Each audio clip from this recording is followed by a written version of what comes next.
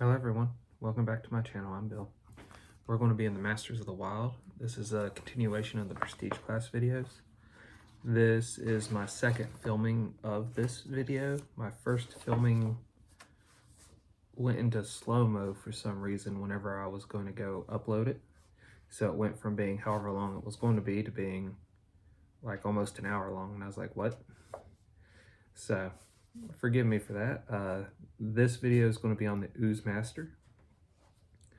We're going to go over what an Ooze Master is, what abilities you get, what the requirements are to become an Ooze Master Prestige class, the hit dice, the skills.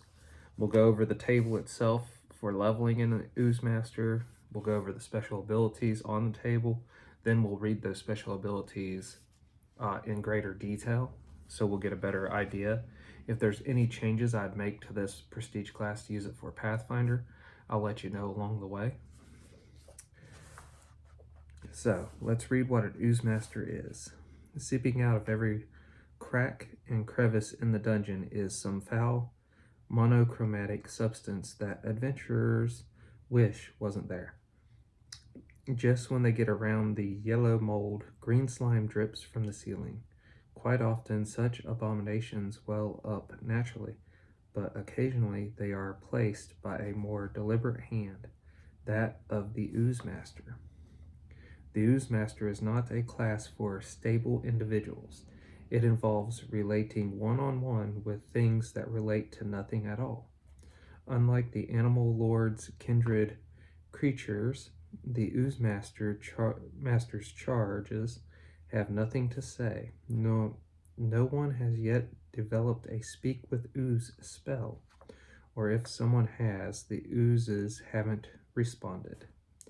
Given that Ooze Masters exude everything but confidence, most of them have few sentient friends and even fewer guests. Thus, they tend to gibber and talk to themselves a lot.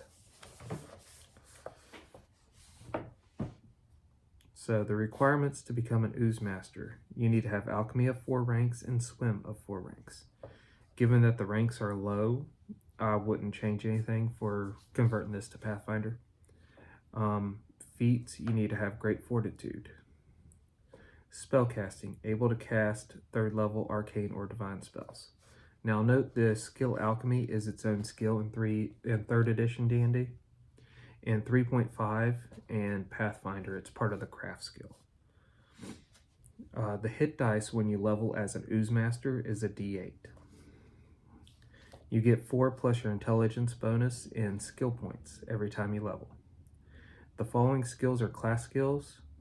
You have Alchemy, Concentration, which in Pathfinder is now built into all your spellcasting classes, so I would treat Concentration as increasing with every level of Ooze Master when casting spells for Pathfinder. Craft, Disguise, Heal, Knowledge Nature, Profession, Spellcraft, Swim, and Wilderness Lore. So Wilderness Lore becomes Survival in Pathfinder. Everything else seems to be what it would be in Pathfinder. So there's one less skill to pick from, that becomes part of Craft, and that just changes its name.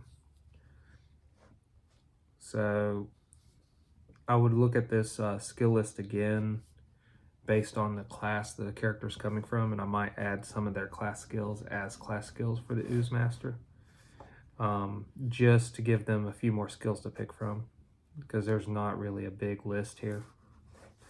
Okay, the Ooze Master has the 2nd best base attack bonus in the game. You could look up any cleric or rogue class, and their base attack bonus is the same base attack bonus the Ooze Master gets. At 1st level, it's a +0. By the time they reach 10th level, it's a +7. Now, this Prestige class would stack with the core class, so you would add this bonus to that core class at any time you reach, I believe it's 6 on the base attack bonus total. You now have 2 attacks in a round. Now, looking at the saves, the Fortitude save is its only really good save, so you could look at any of the core classes, what the good save is for that class, whether they have 1 or 2 of them. It starts at a +2 at 1st level. And by 10th level in this prestige class is a +7, which should mimic any other class's good save. The Ooze Master is really bad at reflex and will saves. So this would mimic any core class's bad saves. It starts at a +0 at first level, and by 10th level, it's only a +3. So on the table here, you gain spells per day and spells known the same as if you're a spellcaster of your original class, only every other level, every even level of this prestige class. So how that would work is you would level to level 2 in this, and you're a level 5, say, druid when you enter this. Okay, at level 2 of this, you're a level 6 druid as far as what spells you have access to, how many spells you can cast per day.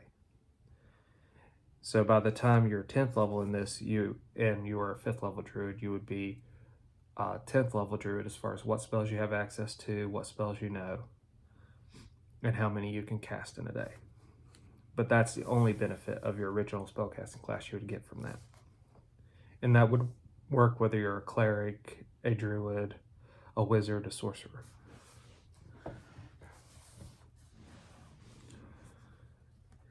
Now at first level you get minor ooze touch minor ooze touch 1. At second level you get charisma penalty of a -1.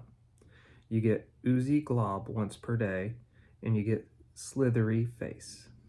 At third level you get minor ooze touch 2. At fourth level you get charisma penalty of a -2. You get oozy glob 2 per day, and malleability. So I want to interrupt right now. With the charisma penalties you get from this prestige class, you would not want to take this class as a charisma-based spellcaster. At 5th level, you get Major Oozy Touch 1. At 6th level, you get Charisma penalty of a -3. You get Oozy Glob 3 per day, and you get Indiscernible Anatomy. At 7th level, you get Major Oozy Touch 2. At 8th level, you get a Charisma penalty of a -4, Oozy Glob 4 per day, and Slime Wave. At 9th level, you get Major Oozy Touch 3. At 10th level, you get a charisma penalty of a -5, oozy glob 5 per day, and 1 with the oozes. So that's the table. As far as, let's start reading into the class features as far as they go. You get weapon and armor proficiencies of nothing new. So whatever you had from your classes before you entered this prestige class is the only thing you get. Now it talks about the spells that I already talked about. So minor oozy touch. At first level, the Ooze Master's hands can secrete a specific kind of ooze. Choose one kind of oozy touch from the table below. The character may, as a full attack action, make a melee touch attack that has the effect listed of that kind of ooze on the table below. The Ooze Master can use this ability as often as desired. At third level, he may choose one additional minor oozy touch. In addition, the Ooze Master is immune to the effects of that particular kind of ooze, even in the form of oozy touch attacks from another Ooze Master. Thus, an Ooze Master with brown mold oozy touch is immune to the effects of all brown mold. This ability confers no special resistance to similar effects that do not stem from the character's selected kind of ooze. So the aforementioned Ooze Master is still subjected to cold subdual damage from other sources, such as cold weather. So the minor oozy touch options, you have brown mold, which does 1d6 plus the Ooze Master level and points of cold subdual damage to flesh. The Gray Ooze, which does 1d6 plus Ooze Master level points of acid damage to flesh, metal, or wood. Ochre Jelly, 1d4 points of stunning damage and 1d4 plus Ooze Master level points of acid damage to flesh only. And Phosphorescent Fungus, touched area emits a soft violet glow as a light spell until the fungus is wiped off. Next ability you get is Oozy Glob. The Ooze Master can throw a glob of the same material as any Oozy touch gained at the previous level, with a range increment of 10 feet. This is treated as a grenade-like weapon. He can throw one Oozy Glob per round. A character attacks with the grenade weapon as a ranged touch attack. Direct hits deal direct hit damage as noted on the table above. All creatures within 5 feet suffer 1 point of the appropriate splash damage. See grenade-like weapon attacks in Chapter 8 of the Player's Handbook for more details. So just the grenade-like weapons out of the combat section of your core rulebook. This ability is usable once per day at 2nd level. Thereafter, the Ooze Master gains 1 additional use per day of the ability for every 2 Ooze Master levels he acquires. That's one of the things I would definitely change for Pathfinder. I'd probably give his spellcasting modifier plus his level in times per day to use Oozy Glob. Because Oozy Glob's not going to do a ton of damage, and when you compare it to the domain abilities, the school abilities for the wizard, the bloodline abilities for the sorcerer, giving these a lot more uses would not hurt anything. Slithery Face. At 2nd level, the Ooze Master learns to manipulate his facial features, gaining a competence bonus equal to his Ooze Master level on disguise checks. That's pretty cool, and that sort of counteracts the charisma penalty you get. I would probably up that a little bit. I'd probably give him twice his level, because it's not going to hurt anything. And it's not very often in my games that I see players use disguise a whole lot, so that would encourage it a little bit more if they were playing this class. Malleability. At 4th level, the Ooze Master can compress his body enough to squeeze through an inch-wide crack. He cannot expand inside the space that offers any resistance, such as an occupied suit of armor. So you can't use this to attack somebody in armor. But you can use it to, say, go under a door. Major Oozy Touch. At 5th, 7th, and 9th level, the Ooze Master chooses a kind of Major Oozy Touch from the table below, or from the choice in the Minor Oozy Touch options table above. This ability is otherwise identical to Minor Oozy Touch above, which, if I remember correctly, you can use it as much as you want. So that's the other pretty cool thing about it. But here's the table for the Major Oozy Touch options. Black Pudding does 2d6 plus the Ooze Master level points of acid damage to flesh, metal, wood, or stone. Gelatinous Cube. Fortitude save DC 15 or paralyzed for a number of rounds equal to 1d6 plus the Ooze Master level. The Fortitude save I would increase, and I'd make it dependent upon the class and the abilities of the player's character. Because a DC 15, by the time you would get this at 5th level, and you are at least 5th level spellcaster beforehand, you would be 10th level. Most things that you would want to use this on would be able to make a DC 15 save easily enough.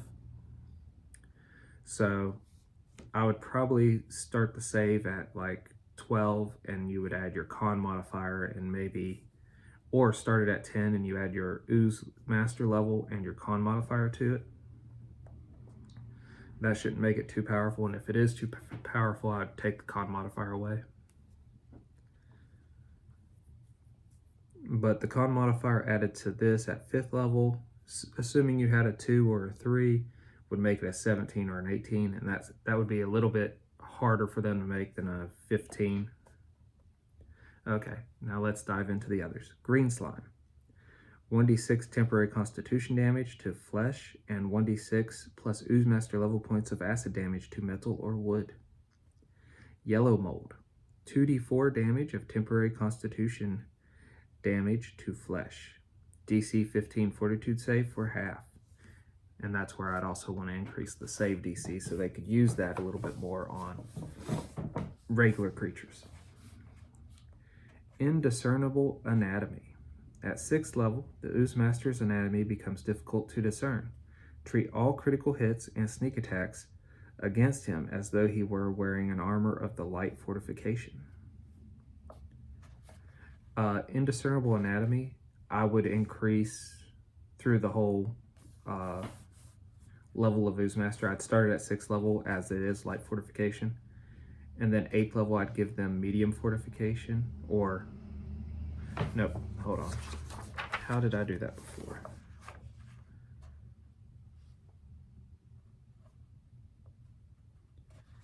I moved it to 4th level is how I did it before.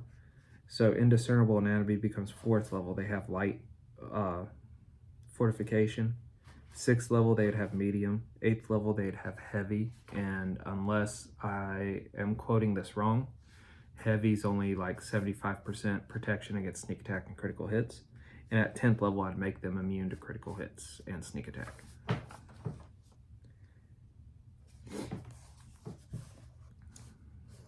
Slime Wave.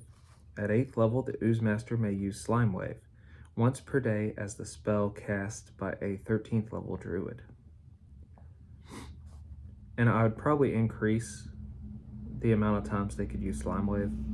I'd start it at once per day at 8th level, and then they'd gain one more additional time per day per level, because it'd max out at 3 per day by 10th level. And then one with the oozes at 10th level. The Ooze Master is a slimy as the creatures he favors. His type changes to ooze for determining what effects and items can affect him. He gains the blind sight feat. It's a hearing-based vision and becomes immune to flanking, poison sleep, paralysis, stunning, and all mind-influencing effects, charm, compulsion, phantasms, patterns, and morale effects. In addition, he's immune to polymorph other, but he retains any shape-changing ability he previously possesses. So if he's a druid, the shape-changing he gains from druid, he still retains. And if he was a race that had shape-changing, he would still retain it. And that's the Ooze Master, and the majority of the changes I would do to the Ooze Master class. If this was interesting, let me know. Hopefully this second filming doesn't screw up. If you enjoyed this prestige class and want to use it in your own D&D or Pathfinder game, share this with your game master, and maybe they can write down some notes and find a way to use it in their game for you. Until we all game again, guys.